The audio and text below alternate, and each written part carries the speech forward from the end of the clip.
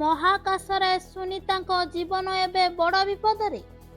ହଁ ଆଜ୍ଞା, ଏବେ ଭାରତର ବଂଶଧର ସୁନିତା ୱିଲିୟମ ନାସା ତରଫରୁ ମାତ୍ର 8 ଦିନ ପାଇଁ ମହାକାଶକୁ ଯାଇଥିବା ବେଳେ 3 ସପ୍ତାହ ବିଳମ୍ବ ହେଲାଣି ଏ ପର୍ଯ୍ୟନ୍ତ ସିଏ ପୃଥିବୀ ପୃଷ୍ଠକୁ ଫେରିନାହାନ୍ତି, ଯାହାକୁ ନେଇ ଏବେ ଚିନ୍ତାରେ ନାସା। ଜୁନ 5ରେ ସୁନିତା ୱିଲିୟମ ଆଉ ତାଙ୍କ ସହଯୋଗୀ ମହାକାଶକୁ ଯାଇଥିଲେ। ଯାଉଥିବା ସମୟରେ ସାଟେଲାଇଟର କିଛି ଅଂଶ ଭାଙ୍ଗି ଯାଇଥିଲା ବେଳେ ଯାନ୍ତ୍ରିକ ତ୍ରୁଟି ଘଟିଥିଲା, ଯୋଉ କାରଣରୁ ସୁନିତା ଏପର୍ଯ୍ୟନ୍ତ ପୃଥିବୀ ପୃଷ୍ଠକୁ ଫେରିନାହାନ୍ତି। ସେପଟେ ଦେଖିବାକୁ ମିଳୁଛି ଯେ ସୁନିତାଙ୍କ ସ୍ୱାସ୍ଥ୍ୟାବସ୍ଥା ଧୀରେ ଧୀରେ ବିଗିଡ଼ିବାରେ ଲାଗିଲାଣି। ଆଉ ଏପଟେ ନାସା ସୁନିତାଙ୍କ ଜୀବନ ବଞ୍ଚାଇବା ପାଇଁ ଚେଷ୍ଟା ଜାରି ରଖିଛନ୍ତି।